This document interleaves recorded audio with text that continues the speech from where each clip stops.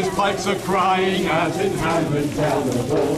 Seeing the Vesture pilot flying down the sunset red and gold. So we follow what we may, follow bravely what we may, where we hear the piper play, o'er the hills and far away.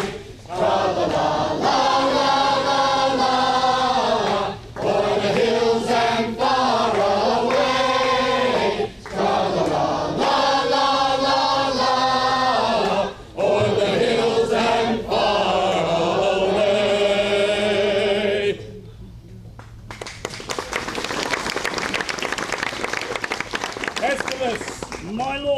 The nature of our people, our city's institutions, and the terms for common justice, you're as pregnant as art and practice hath enriched any that we remember. There is our commission, from which we would not have you warp. Call hither, I say, bid come before us, Angelo. What figure of us think you he shall bear? For you must know we have with special soul elected him our absence to supply, and given his deputation all the organs of our own power. What think you of it? If any in Vienna be of worth to undergo such ample grace and honor, it is Lord Angelo. Look where he comes. Always obedient to your grace's will, I come to know your pleasure. Hold therefore, Angelo. In our remove, be thou at full ourself. Mortality and mercy in Vienna live in thy tongue and heart. Old Aeschylus, though first in question, is thy secondary. Take thy commission.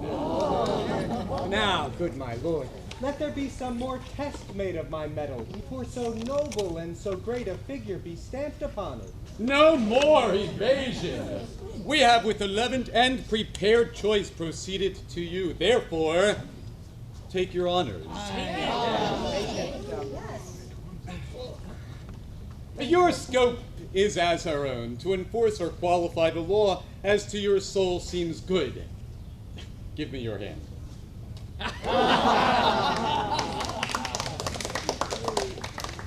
I'll privily away. I love the people! But do not like to stage me to their eyes. Though it do well, I do not relish well their loud applause and aves vehement, nor do I think the man of safe discretion that does affect it. Once more, fare you well. The heavens give safety to your purposes. I'll lead forth and bring you back in happiness. I thank you. Fare you well. I shall desire you, sir, to give me leave to have free speech with you, and it concerns me to get to the bottom of my place. A power I have, but of what strength and nature I am not yet instructed. It is so with me. Let us withdraw together, and we may soon our satisfaction have touching that point. Wait upon her.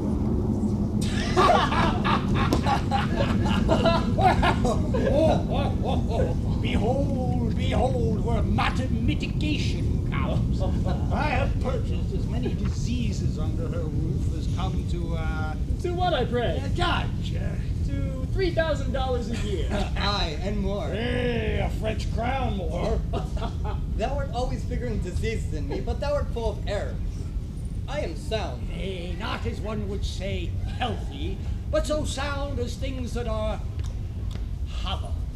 Thy bones are hollow. Impiety has made a feast of thee. How now? Which of your hips has the most profound sciatica?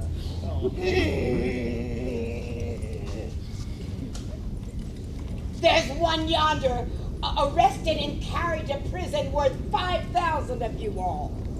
Who's that, I prithee? Marry, sir, that's Claudio. Signor Claudio. Senor Claudio? It is not so.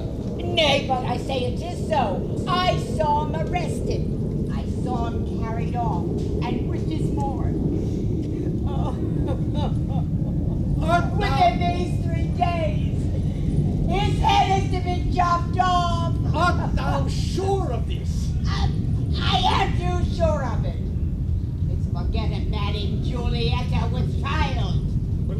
this may be, he promised to meet me 2 hours since, and he was always precise in promise-keeping. Gentlemen, away! Let's go learn the truth of this. Thus, what with the... What with the poverty? What with the sweat? What with the gallows? And what with everything? I am custom shrunk.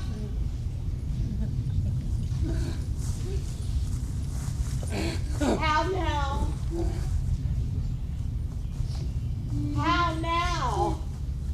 What's the news with you? You've not heard the proclamation, have you? What proclamation, man? All houses in the suburbs of Vienna must be plucked down. Oh! And what's to happen to those in the city? They shall stand for seed. They'd have gone down too, but that a wise burgher put in for them. But shall all of our houses of resort in the suburbs be pulled down? To the ground, mistress! Oh, what a change in the Commonwealth! Oh, what's to become of me? Oh, come, fear not you. Good counselors lack no clients. You may change your place, but you need not change your trade. Oh! I'll be your tapster still. Courage! Oh, here comes Signor Claudio, led by the provost to prison. And there's Madame Juliet. Oh! Fellow, why dost thou show me thus to the world? Bear me to prison where I am committed. I do it not in evil disposition, but from Lord Angelo by special charge. Thus can the demigod authority make us pay down for our offense. Why, how now, Claudio? Whence comes this restraint?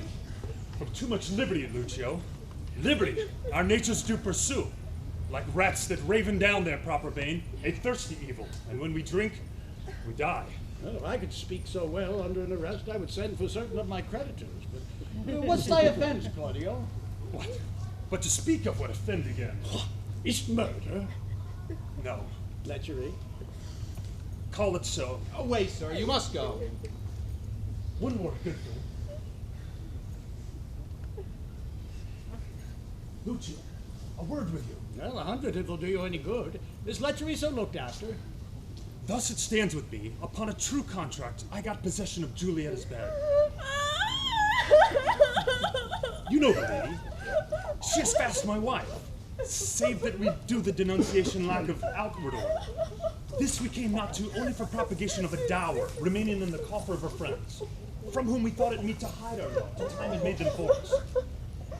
But it chances the stealth of our most mutual entertainment with character too gross is writ on Juliet.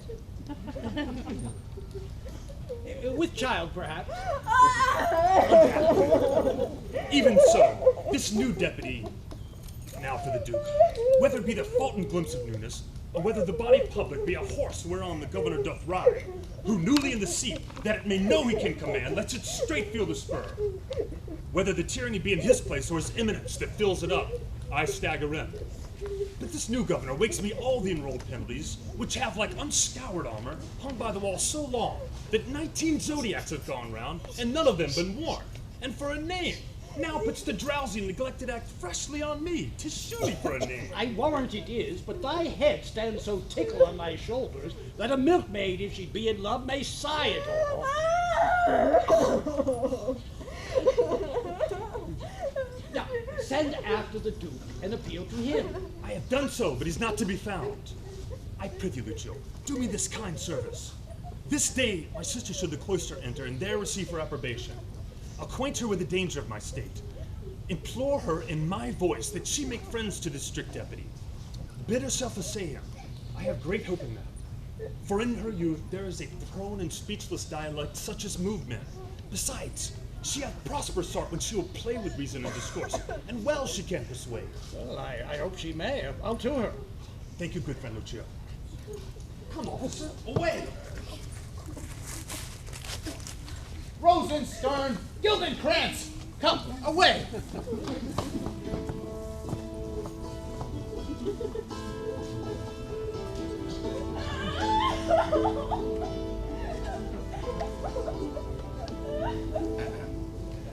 No, Holy Father, throw away that thought.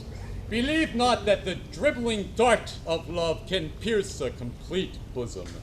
Why I desire thee to give me secret has a purpose more brave and wrinkled than the aims and ends of the burning youth. May your grace speak of it. My holy sir, none better knows than you how I have ever loved the life removed. I have delivered to Lord Angelo, a man of stricture and firm abstinence, my absolute power and place here in Vienna, and he supposes me travel to Poland, for so I have strewed it in the common ear, and so it is received. Now, pious sir, you will demand of me why I do this. Oh, gladly, your grace. We have strict statutes and most biting laws, which for these 14 years we have let slip. And liberty plucks justice by the nose, the baby beats the nurse, and quite athwart goes all decorum. It rested with your grace to unloose this tied-up justice when you pleased. It in you more dreadful would have seemed than in Lord Angelo. I do fear too dreadful. Since 'twas my fault to give the people scope, 'twould be my tyranny to strike and gall them for what I bid them do. For we bid this peak time when evil deeds have their permissive pass and not the punishment. Therefore, indeed, my father, I have on Angelo imposed the office who may, in the ambush of my name, strike home, and yet my nature never in the fight to do in slander. And to behold his sway, I will, as 'twere a brother of your order, visit both prince and people. Therefore, I prithee, supply me with the habit, and instruct me how I may formally in person bear like a true friar. More reasons for this at our more leisure shall I render. Only this one. Lord Angelo is precise, stands at a guard with envy, scarce confesses that his blood flows or that his appetite is more to bread than stone. Hence shall we see, if power changes purpose, what our seemers be.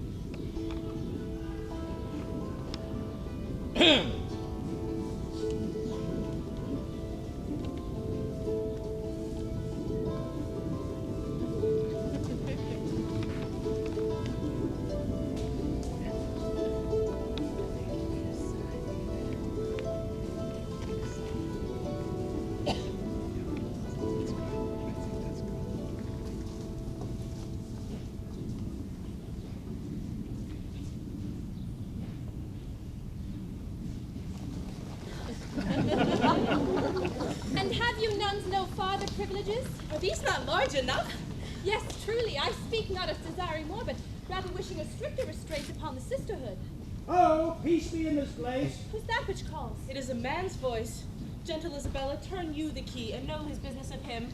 You may, I may not, you are yet unsworn. When you have vowed, you must not speak with men, but in the presence of the prioress. Then, when you speak, you must not show your face. Or, if you show your face, you must not speak. Hello? Oh, he calls again. I pray you answer him. Peace and prosperity! Who is it that calls? Hail the Virgin! Oh, children, hurry. Yes, what does virgin mean? Ah, Sister Francisca! This angel has a question for you, dear. If you be, as those cheek roses proclaim you are no less, can you so stead me as to bring me to the sight of Isabella, a novice of this place, and the fair sister to her unhappy brother Claudio? Why her unhappy brother, let me ask? For I now must make you know I am that Isabella and his sister. Oh, gentle and fair, your brother kindly greets you. Not to be weary with you, he's in prison. Well, me? For what? Oh, for that which, if myself might be his judge, he should receive his punishment in thanks. He hath got his friend with child. Sir, make me not your story. Oh, which is true. I would not, though 'tis my familiar sin with maids to seem the lap wing and to jest tongue far from heart, play with all virgins so. I hold you as a thing enskyed and sainted. by your renouncement and immortal spirit, and to be talked with in sincerity, as with the saints. You do blaspheme the good in mocking me. Do not believe it. Fearless in truth, 'tis thus. Your brother and his lover have embraced, as those that feed grow food, as blossoming time that from the seedless the bare fallow brings to teeming foison. Even so her plenteous womb expresseth his full tilth and husband. Someone with child by him? My cousin Juliet? Is she your cousin? Adoptedly, as schoolmates change their names by vain, though apt affection. She it is. Let him marry her. This is the point. The Duke is very strangely gone from hence.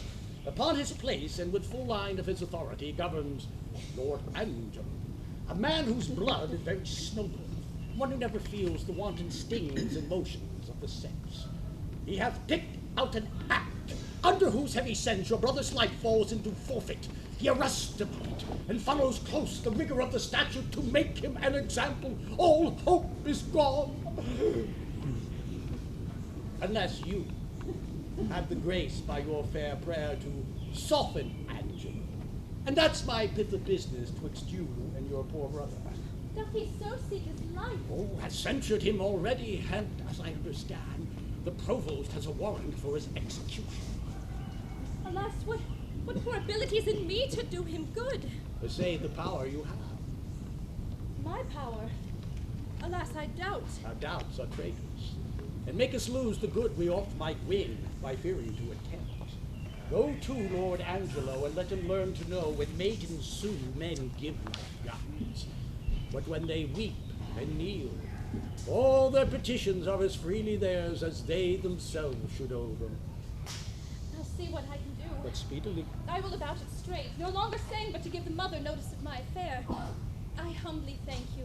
Commend me to my brother. Soon at night I'll send him certain word of my success. I take my leave of you. Good sir, adieu.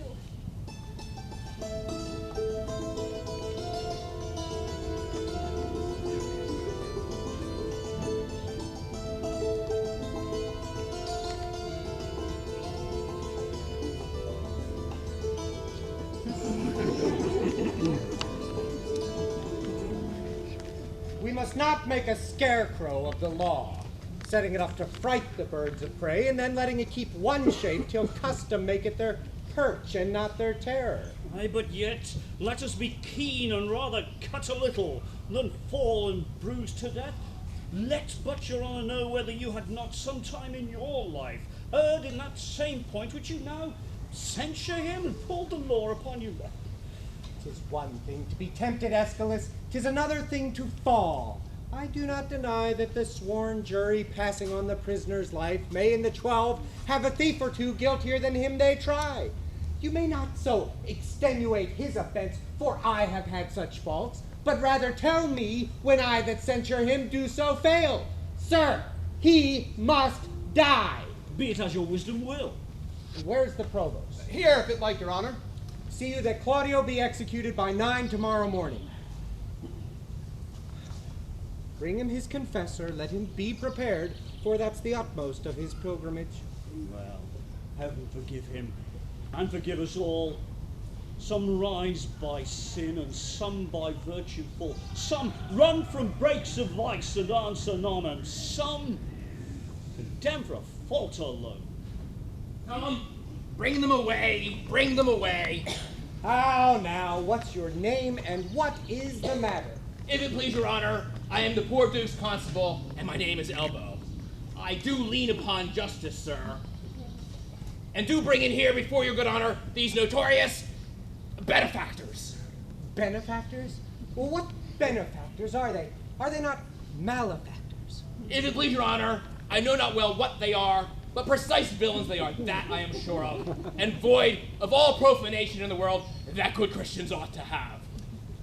What are you, sir? Oh, he, sir, a tapster, sir, parcel of bawd, one who serves a bad woman whose house, sir, was, as they say, plucked down in the suburbs. And now she professes a hot house, which I think is a very ill house, too. How know you that? Why, my wife, sir, whom I test before heaven and this, sir, and your honor. Thy wife? I, sir, whom I thank heaven is an honest woman. Dost thou detest her, therefore? I say, sir, I will detest myself as well as she, that this house be not a bawd's house. It is pity of her life, for it is a naughty house. How dost thou know that, Constable? Marry, sir, by my wife, for whom if she were a woman cardinally given, be accused in of fornication, adultery, and all uncleanliness there. Ah, by the woman's means. Aye, sir, by Mistress Overdone's means. Oh, sir, if it please your honor, this is not so. Oh, prove it before these varlets, thou honorable man. Prove it. Do you hear how he misplaces? Sir, she came in great with child and longing, saving your honor's reverence, for stewed prunes. We had but two in the house, which at that very distant time stood, as it were, in a fruit dish, a dish of some threepence. Your honors have seen such dishes. They're not china dishes, but they're very good dishes. Oh, go to, so no matter for the dish. No, indeed, sir, not of a pin. You are there and in the right. But to the point. This Mistress Elbow, who, as I said, was with child and was great-bellied and was longing for prunes, there being but two in the dish, Master Frothier having eaten the rest, as I said, and as I say, paying for them very honestly. For as you know, Master Froth, I could not give you threepence again. No, indeed. Oh, very well. He, sir, if he be remembered, was cracking the stones of the foresaid proof. Indeed, this is true. Oh, very Oh, well. come, sir. You are a tedious fool to the purpose. What was done to Elbow's wife that he hath cause to complain of? Come me, what was done to her? Oh, sir, we cannot come to that yet. Oh, no, sir, no, I mean it not. Oh, but we shall come to it by your honor's leave. Oh, and I beseech you, look into Master Frothier, a man of 80 pounds a year, whose father died at Hollowmoss. Was it not at Hollowmoss, Master? All Holland Eve. Oh, Holland Eve. Very well. I hope here be truths. He, sir, if he be remembered, was sitting in a lower chair. 'Twas in a bunch of grapes, where you have delight to sit, have you not?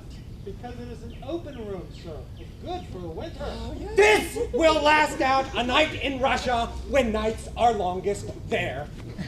I will take my leave and leave you to the hearing of the cause, hoping you'll find good cause to whip them all. I think no less, sir. Warrant your lordship. Come on now, sir. What was done to Elbow's wife once more? Oh, once, sir. There was nothing done to her once. Your mistress' name? Mistress Overdone. Hath she had any more than one husband?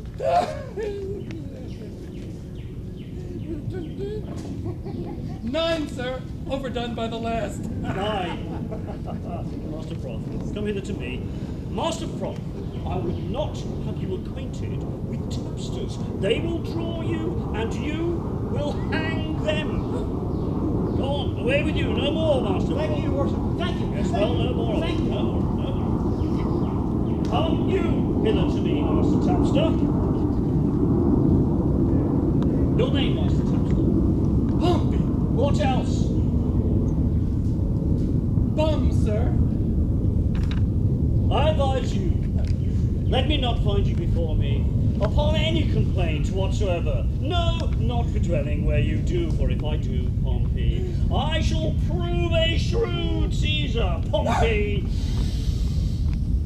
In plain sense, Pompey, I shall have you whipped. So for this time, Pompey, fare you well.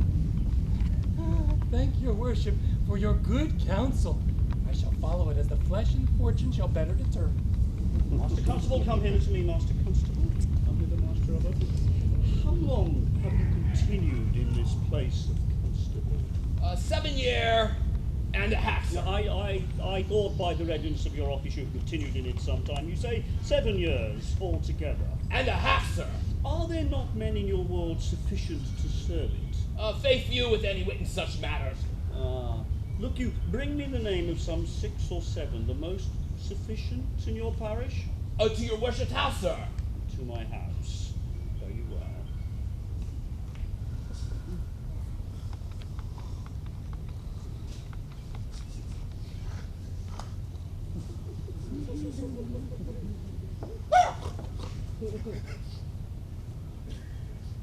The clock, thank you.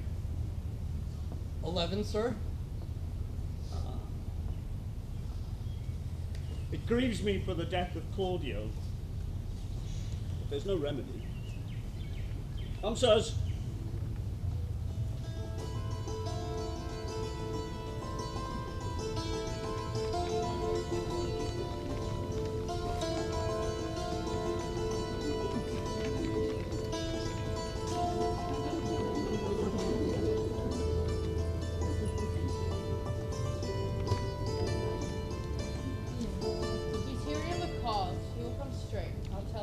Pray you do. I'll know his pleasure. Maybe he will relent. Alack, he hath but as offended in a dream. All sects, all ages, smack up this vice, and he to die for it? Now, what's the matter, Provost? Is it your will Claudio shall die tomorrow? Did I not tell thee yea? Why dost thou ask again? Lest I might be too rash. Under your good correction, I have seen when, after execution, judgment hath repented o'er his doom. Go to. Let that be mine. Do you your office, or give up your place? I crave your honor's pardon. What shall be done with the groaning Juliet? She's very near her hour. Dispose of her to some more fitter place, and that with speed. Here is the sister of the man condemned, desires access. Hath he a sister? Aye, my good lord, very virtuous maid, and shortly to be of the sisterhood, if not already. Well, let her be admitted. See you the fornicatress be removed. Give her needful but not lavish means. Save your honor. Stay a while. You're welcome. What's your wish? I'm a woeful suitor to your honor.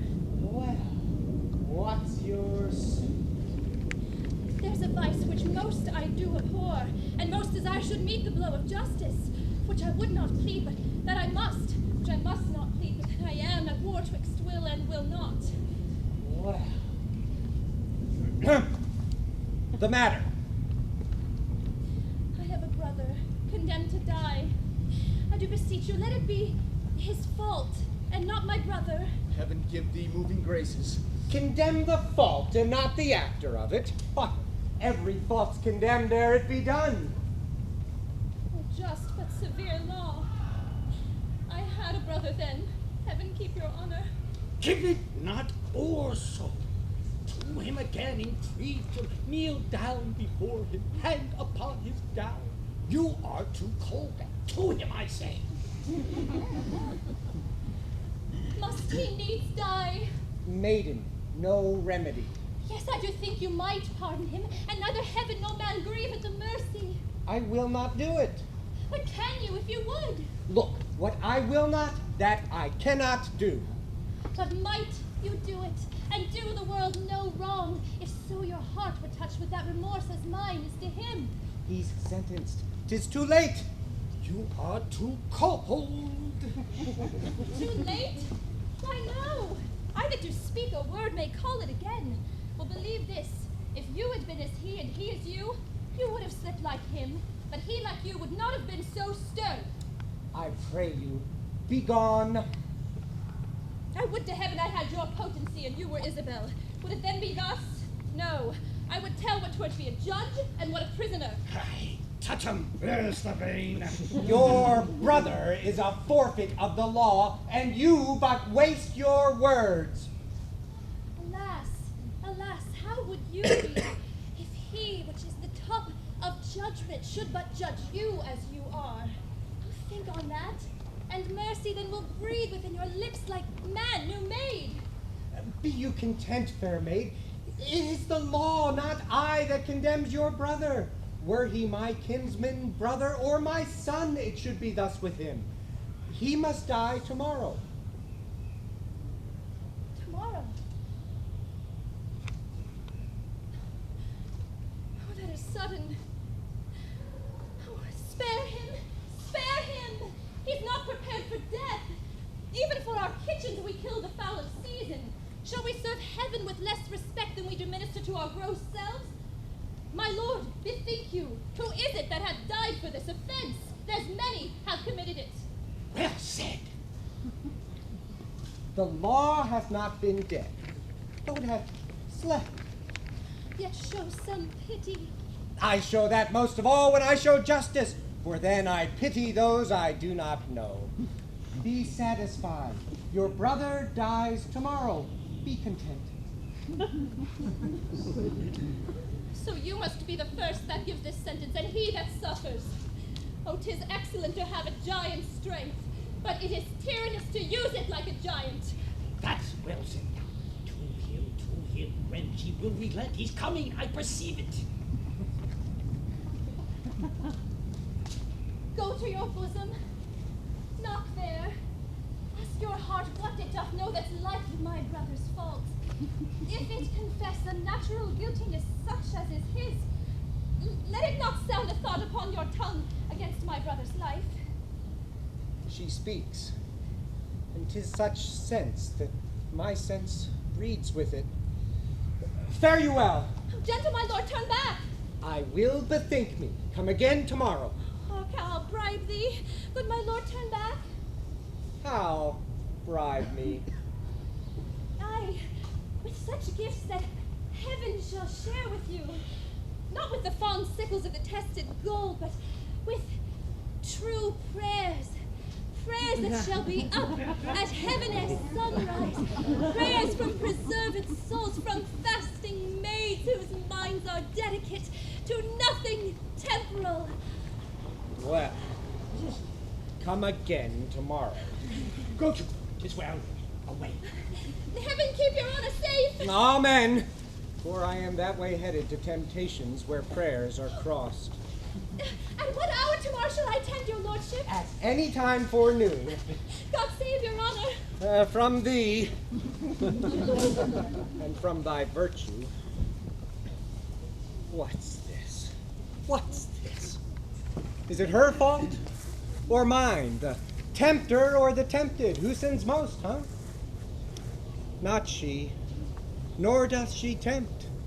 But it is I that, lying by the violet in the sun, do as the carrion does, and not as the flower, corrupt with virtuous season. Fie! What dost thou, or what art thou, Angelo? Dost thou desire her foully for the things that make her good? Oh, let her brother live. Thieves for their robbery have authority when judges steal themselves. What? Do I love her that I desire to hear her speak again and gaze upon her eyes? Most dangerous is that temptation that doth goad us on to sin in loving virtue. Never could the strumpet, with all her double vigor, art, and nature, once stir my temper, but this virtuous maid subdues me quite.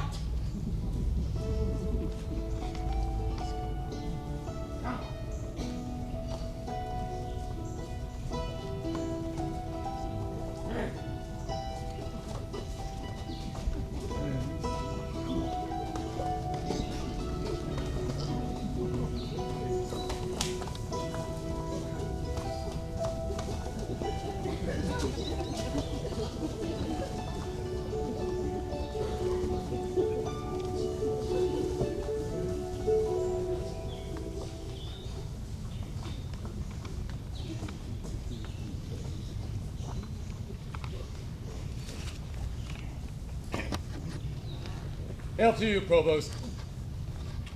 So I think you are. I am the provost. What's your will, good friar? Bound by my charity and my holy order, I come to visit the afflicted spirits here in the prison. Do me the common right to let me see them, and to make me know the nature of their crimes, that I may minister to them accordingly. I would do more than that if more were needful. Look, here comes one, a gentlewoman of mine. She is with child. And he that got it sentenced, a young man more fit to do another such offense than to die for this. When must he die? As I do think tomorrow. I have provided for you. Stay a while and you shall be conducted.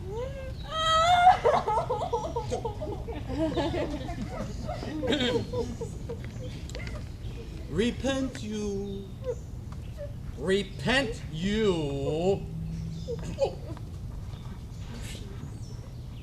Repent you, fair one, of the sin you carry. I do, and bear the same most patiently. Love you the man that wronged you? Oh, yes, as I love the woman that wronged him. So then, it seems your most offenseful act was mutually committed. Mutually? Then was his sin of heavier kind than yours? I do confess it. I do repent it. 'Tis meet so, daughter, but lest you repent as that the sin hath brought you to this shame.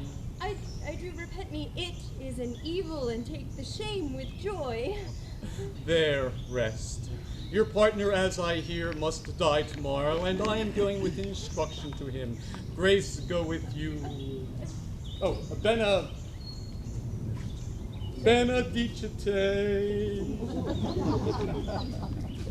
Die tomorrow. Oh, injurious law, whose very comfort is still in time. 'Tis pity of him. 'Tis pity of him.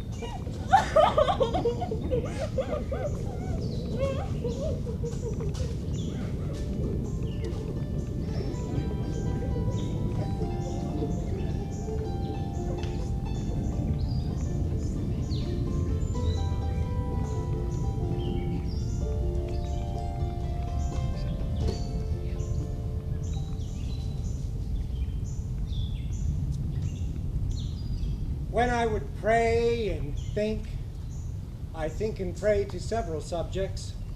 Heaven hath my empty words, whilst my invention, hearing not my tongue, anchors on Isabella. How now, who's there? What Isabella, sister, desires access to you. Teach her the way. Oh, heavens, why does my blood thus muster to my heart, making it both unable for itself and dispossessing all other parts of necessary fitness?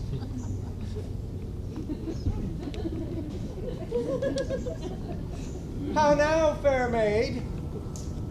I am come to know your pleasure. Well, that you might know it would much better please me than to demand what is. Your brother cannot live. Even so, heaven keep your honor. Yet he may live a while, and it may be as long as you or I. Yet he must die. Under your sentence? Yea. When, I beseech you, that in his reprieve, longer or shorter, he may be so fitted that his soul sicken not. Say you so? Then I shall pose you quickly. Which had you rather, that the most just law now took your brother's life, or to redeem his life, give up your body to such sweet uncleanness as she that he hath stained? Sir, believe this, I'd rather give my body than my soul. Oh, I talk not of your soul. Nay, I'll not warrant that, for I can speak against the thing I say. Answer to this. I, now the voice of recorded law, pronounce sentence on your brother's life. Might there be a charity in sin in saving that brother's life? Please you to do it. I'll take it as a peril to my soul. It is no sin at all, but charity. Please you to do it at peril of your soul, as 'twere equal poise of sin and charity. That I do beg his life, if that be sin, heaven help me bear it. You granting of my suit, if that be sin, I'll make it my morn prayer to have it added to the faults of mine, and nothing of your answer. Nay, but hear me, your sense pursues not mine. Either you are ignorant, or seem so. Crafty, and that's not good. Let me be ignorant and in nothing good, but graciously to know I am no better. Admit no other way to save his life, as I subscribe not that, nor any other, but in the loss of question, that you, his sister, finding yourself desired by one whose credit with the judge or own great place could fetch your brother from the manacles of the all-binding law, and that there were no earthly mean to save him, but that either you must lay down the treasures of your body to this supposed, or else he must suffer. What would you do? As much for my poor brother as for myself.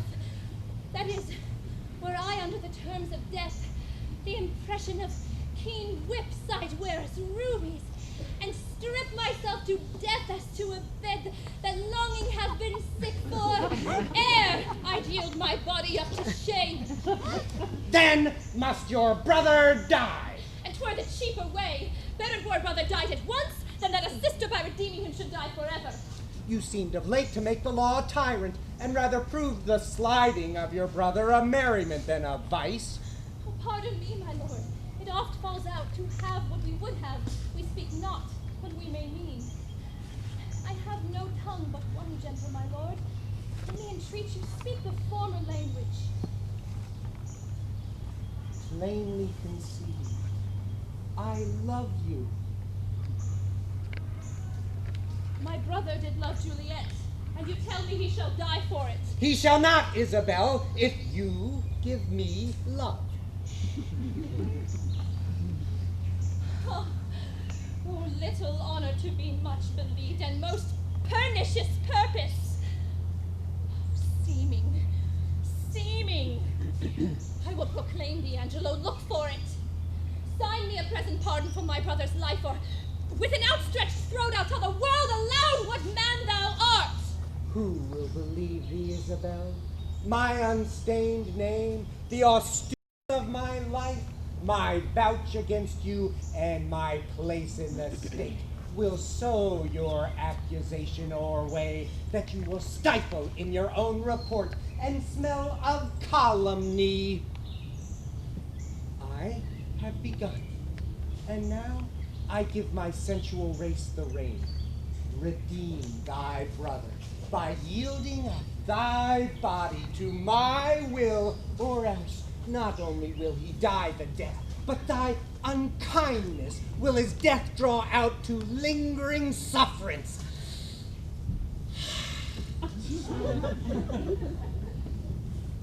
Answer me tomorrow, or by the affection that now guides me most, I'll prove a tyrant to him. As for you, say what you will, my false o'erweighs your true.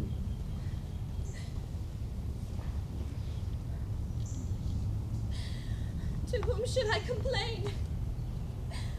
Did I tell this, who would believe me? To my brother, though he hath fallen by prompture of the blood, yet hath he in him such a mind of honor that had he 20 heads to tender down on 20 bloody blocks, he'd yield them up before his sister should her body stoop to such abhorred pollution.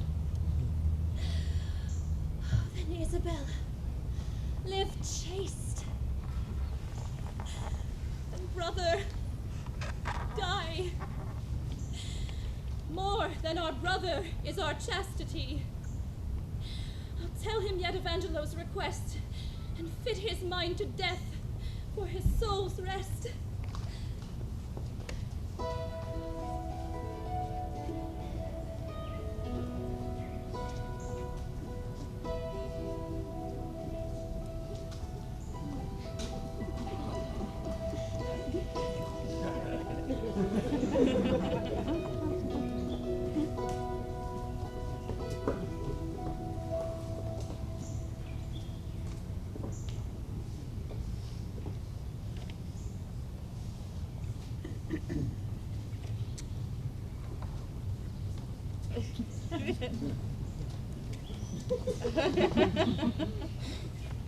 So then, you hope of pardon from Lord Angelo. The miserable have no other medicine, but only hope. I have hope to live, and am prepared to die. Be absolute for death. Either death or life shall thereby be the sweeter. Reason thus with life. If I do lose thee, I do lose a thing that none but fools would keep. For when thou art old and rich, thou hast neither heat, affection, limb, nor beauty to make thy riches pleasant. Yet in this life lies hid more thousand deaths. Yet death we fear, that makes these odds all even. I humbly thank you. To sue to live, I find I seek to die. And seeking death, find life. Let it come on. Who's there? Come in. The wish deserves a welcome. Dear sir, ere long I'll visit you again. Most holy sir, I thank you. My business is a word or two with Claudio. And very welcome. Look, senor, here's your sister. Provost, a word with you. As many as you please. Bring me to hear them speak where I may be concealed. Now, sister, what's the comfort? Why, as all comforts are, most good indeed. Lord Angelo, having affairs to heaven, intends you as his swift ambassador, where you shall be an everlasting lieger. Therefore, your best appointment make with speed. Tomorrow, you set on. Is there no remedy? None. But such remedy as to save a head, to cleave a heart in twain. But is there any? Yes, you may live. There is a devilish mercy in the judge that if you'll implore it will free your life, but fetter you till death. But in what nature? Such a one as you consenting to it would bark your honor from that trunk you bear and leave you naked. Let me know the point. I do fear thee, Claudio.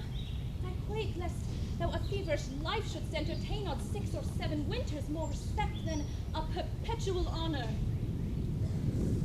Why give you me this shame? Think you I can a resolution fetch from flowery tenderness? If I must die, I will encounter darkness as a bride and hug it in mine arms. There spake my brother. There my thought has graved it utter forth a voice. Yes, thou must die. Thou art too noble to conserve a life in base appliances. This outward sainted deputy. The precise Angelo. 'Tis the cunning livery of hell. Dost thou think, Claudio, if I would yield him my virginity, thou mightst be freed? Oh, heavens, it cannot be! Yes, he would give it thee from this rank offense. Oh, to offend him still. This night's the time when I should do what I abhor to name, or else thou diest tomorrow. Thou shalt not do it. Were it but my life, I'd throw it down for your deliverance as frankly as a pin. Thanks, dear Isabella. Be ready, Claudio, for your death tomorrow. Yes. Has he affections in him that thus can make him bite the law by the nose when he would force it? Surely it is no sin, or the deadly 7, it is the least. What says my brother? Death is a fearful thing. And shamed life a hateful. Aye, but to die, and go we know not where, to lie in cold obstruction and to rot, the sensible warm motion to become a kneaded clod. Sweet sister, let me live! What sin you do to save a brother's life, nature dispenses with a deed so far that it becomes a virtue. Oh, you beast! Oh, you faithless coward! Oh, you dishonest wretch! Wilt thou be made a man out of my vice? Is it not a kind of incest to take life from thine own sister's shame? Hey, hear me, Isabella. Fie, fie, fie! Thy sin's not accidental, but a trade. Mercy to thee would prove itself but a bawd. 'Tis best that thou diest quickly. Oh, hear me, That's Isabella. a word, young sister, but one word. What is your will? might you dispense with your leisure, I would by and by have some speech with you. The satisfaction I would require is likewise your own benefit. I have no superfluous leisure. My stay must be stolen out of other affairs. But I will attend you a while. Son, I have overheard what hath passed between you and your sister. Angelo had never the purpose to corrupt her, only he had made an essay of her virtue to practice his judgment with the disposition of natures. She, having the truth of honor in her, hath made him that gracious denial which he is most glad to receive. I am confessor to Angelo, and I know this to be true. Therefore, prepare yourself to death. Do not satisfy your resolution with hopes which are fallible. Tomorrow you must die. Go to your knees and make ready. Let me ask my sister pardon. I am so out of love with life. I'll sue to be rid of it. Hold you there! Farewell. Farewell.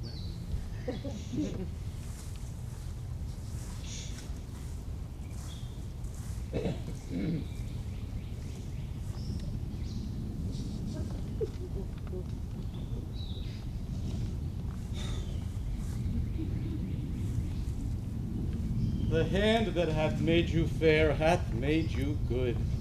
The assault that Angelo hath made to your honor, fortune hath conveyed to my understanding. How will you do to content this substitute and to save your brother?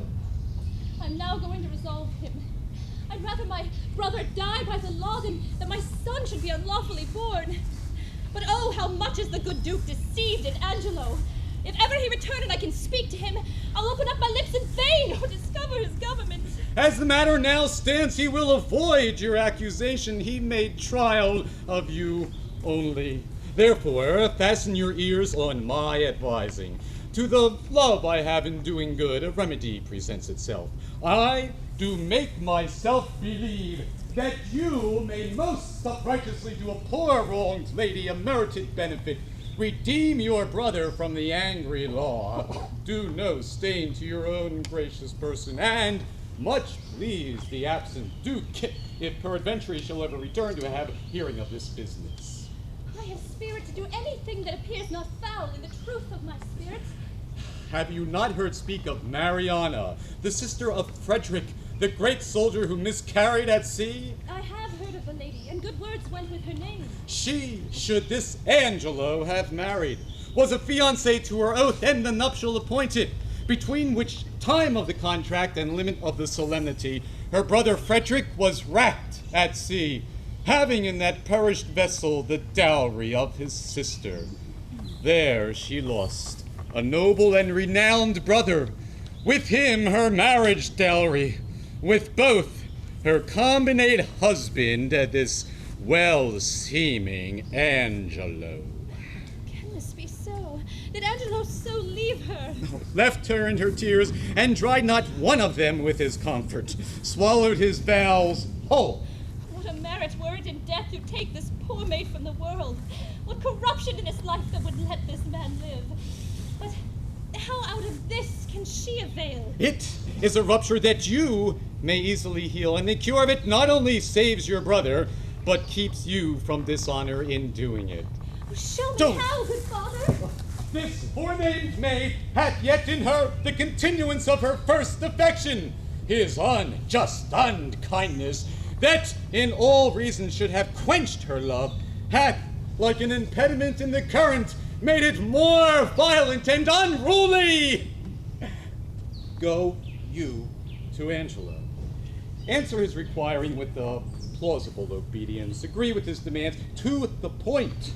Only refer yourself to this advantage. First, that your stay with him may not be long, that the time and place may have all silence and secret in it, and at the time answer to convenience. So, this being granted in course, and now follows all. We shall advise this wronged maid to set up your appointment, go in your place. If the encounter acknowledge itself hereafter, it may compel him to her recompense. And hereby this is your brother saved, your honor untainted, the poor Mariana advantaged, and the corrupt deputy scaled. The maid will I frame and make fit for his attempt. Gild, if you think well to carry this as you may, the dullness of the benefit defends the deceit from reproof. What think you of it? The image of it gives me content already, and I trust it will grow to a most prosperous perfection. It lies much in your holding up. Haste you speedily to Angelo. If for this night he entreat you to his bed, give him a promise of satisfaction. I will presently to St. Luke's. There at the Moated Grange resides this dejected Mariana. At that place call upon me. But dispatch with Angelo, that it may be quickly. I thank you for this comfort. Fare you well, Father. Nay, if there be no remedy for it, but you will needs buy and sell men and women like beasts, we shall have all the world drink brown and white bastard. Oh, heavens, what business is here? Come your way, sir. Oh, what offense hath he made you, Bless sir? you, good father, friar. Oh, and you, good father, brother. What offense hath he made you? Marry, sir, he hath offended the law. And, sir, we think he is a thief too, sir, for we have found upon him, sir, a strange picklock, which we have sent to the deputy. Why, sirrah, a bawd, a wicked bawd. Oh, take him to prison, officer. Correction and instruction must both work ere this rude beast will profit. He must to the deputy. He has given him warning. The deputy cannot abide a whoremaster. I spy comfort. I cry bail. Here is a gentleman and a friend of mine. Why, how now, noble Pompey? What, at the wheels of Caesar art thou led in triumph? What reply, what sayest thou to this tune, matter, and method? Is not round the last rate? What sayest thou, Trot? Is the world as it was, man? Which is the way? Is it sad in few words? What how? The trick of me. Still thus and thus, still worse. How doth my dear morsel thy mistress procure she still hath? She hath eaten up all her beef, and she is herself in the tub. It is good, it is the right of it, it must be so. Ever your fresh whore and your powdered bawd, and unshun consequence, it must be so.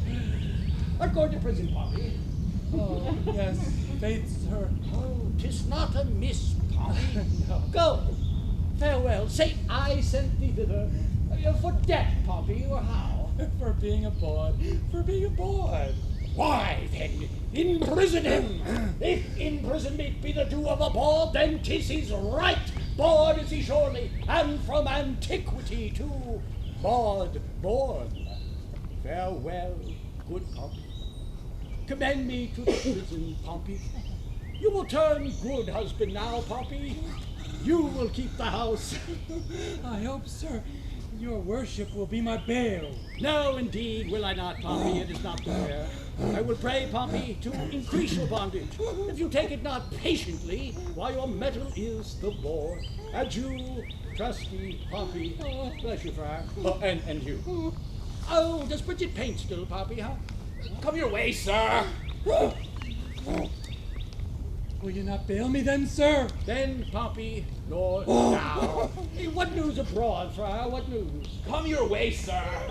Go, Pompey. Pompey. Pompey.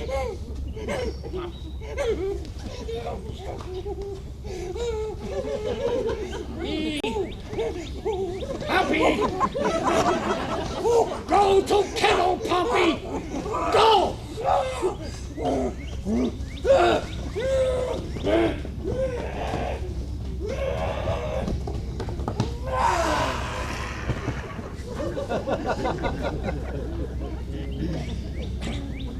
What news, friar, of the Duke? I know none, sir. Can you tell me of any? Some say he is with the Emperor in Russia. Others some he is in Rome, but where is he? Think you? I know not where, but wheresoever, I wish him well. It was a mad, fantastical trick of him to steal away from the state and usurp the beggary he was never born to. Lord Angelo dukes it well in his absence. He puts transgression to it. He does well in it. A little more lenity to lechery would do no harm in him. something too crabbed that way, Friar. Oh, it is too general a vice, and severity must cure it. Ooh, yes, indeed. The vices of great kindred, it is well allied, but it is impossible to extirpate quite, Friar, till eating and drinking be put down. They say this Angelo was not made by man and woman. Is it true, think you? How should he be made, then? Some say a sea maid spawned him. Others some he was born between two stockfishes. But it is certain that when he makes water, his urine is congealed ice. That I know to be true. You are pleasant, sir, and speak apace. Why, what a ruthless thing is this in him, to take away the life of a man for the rebellion of a codpiece. Would the Duke that is absent have done this? He would have hanged a man for getting 100 bastards. He would have paid for the nursing 1,000. He had some feeling for the sport. He knew the service, and that instructed him to mercy. I have never heard the absent Duke much detected for women, sir. He was not inclined that way. Oh, sir, you are deceived. 'Tis not possible. Oh, not the Duke. Yes, your beggar of 50, and his use was to put a ducat in her clack dish. The Duke had crotchets in him, and he would be drunk too, that let me inform you. You do him wrong, surely. Sir, I was an inward of his. A shy fellow was the Duke, and I believe I know the cause of his withdrawing. Oh, what, I prithee, No. might be the cause? No, pardon. 'Tis a secret must be locked within the teeth and lips. But this I can let you understand. The greater file of the subject held the Duke to be wise. Wise? Why, no question but he was. A very superficial, ignorant, unweighing fellow. Either this is envy in you, folly, or mistaking. The very stream of his life and the business he hath helmed must, upon a warranted need, give him a better proclamation. Let him but be testimony in his own bringings forth, and he shall appear to the envious a scholar, a statesman, and a soldier. Therefore, you speak unwisely, or if your knowledge be more, it is much darkened in your malice. Sir, I know him, and I love him. Love talks with better knowledge, and knowledge with dearer love. Sir, I know what I know. I can hardly believe that, since you know not what you speak. But if ever the Duke return, as our prayers are that he may, let me desire you to make your answer before him. If it be honest you have spoke, you have courage to maintain it. I am bound to call upon you, and I pray you, your name? Sir, my name is Lucio, well known to the Duke. He shall know you better, sir, if I may live to report you. I fear you not. Oh, you hope the Duke will return no more, or you imagine me too unhurtful and opposite. But indeed, I can do you little harm. You'll forswear this again? I'll be hanged first. You are deceived in me, Friar. But come, no more of this. Canst thou tell if Claudio die tomorrow or no? Why should he die, sir? Why? For filling a bottle with a tun dish. I wish the Duke we speak of were returned. This ungenerated agent will unpeople the province with continency.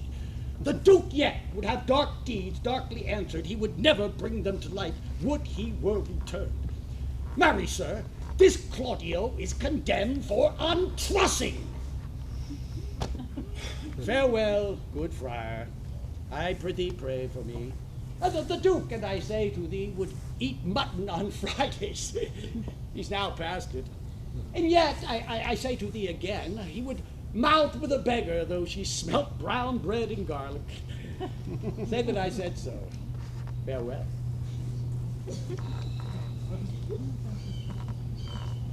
What king so strong can tie the gall up in the slanderous tongue?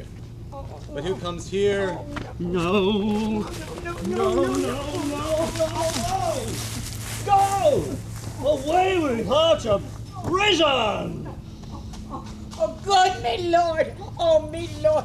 Be good to me. Your honor he is accounted to be an honorable man. Oh, double Oh, good, my lord, and please, my lord, oh, my dreadful lord. admonition and still Forfeit in the same kind. This would make mercy swear and play the tyrant. A bawd of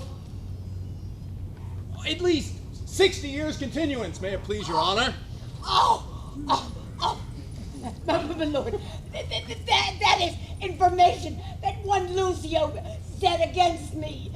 Mistress Kate Keefdown was with child by him in the Duke's time. He promised her marriage. This child will be 1.25 years come Philip and Jacob, and I kept it to myself. And see how he goes about to abuse me, your honor. This gentleman is a gentleman of much license. Let him be called before us. And away with her to prison. Oh, no, my lord. Oh, go no. to. Oh, no. To. Oh, no. Oh, no, my lord. Oh. No, no. No, my lord. No, my lord. Provost, my brother Angelo will not be altered. Claudio must die tomorrow. Let him be furnished with divines and have all charitable preparation. This friar hath been with him and advised him for the entertainment of death. Good evening, good friar. Bliss and goodness on you. Of whence are you? I am a brother in special business from his holiness. What news abroad in the world? None, that there be such a fever on goodness that the extinction of it must cure it. But I pray you, tell me, of what disposition was the Duke? One that above all strifes contended especially to know himself. What pleasure was he given to? Rather rejoicing to see another merry than merry at anything that professed to make him rejoice. A gentleman of all temperance. But leaving him to his events, let me desire to know how you found Claudio prepared. I am made to understand you lent him visitation. Oh, he professes to have received no sinister measure from his judge, but most willingly humbles himself to the determination of justice. I have labored for the gentleman, but my brother Justice I have found so severe, he hath forced me to tell him he is indeed just ice. If his own life answer to the severity of his proceedings, it shall become him well. Wherein, if he chance to fail, he hath sentenced himself. I'm going to visit the prisoner. Are you well? Peace be with you.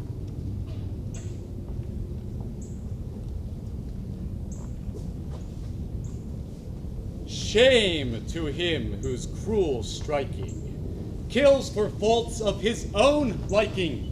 Tonight with Angelo shall lie his old betrothed, but despised. So disguise shall, by the disguised, pay with falsehood false exacting, and perform an old contracting.